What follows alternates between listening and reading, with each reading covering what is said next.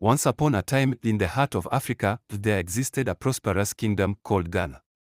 Its ruler, King Kwame, was renowned not just for his wisdom and kindness, but also for his unyielding vision of a united Africa. From a young age, Kwame exhibited exceptional intelligence and empathy. He ascended the throne of Ghana at the tender age of 35 after the peaceful passing of his father.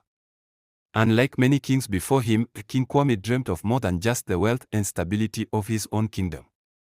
He envisioned a continent where diverse tribes, cultures, and nations coexisted in harmony and mutual respect. King Kwame's reign began with profound reforms within his own kingdom.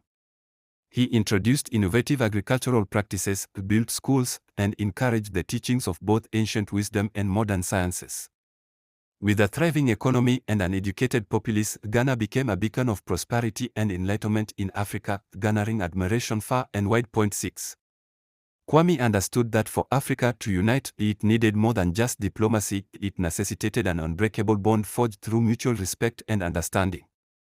Thus, he embarked on a journey that would take him across the vast, diverse landscapes of the continent, from the golden deserts of the Sahara to the lush rainforests of the Congo.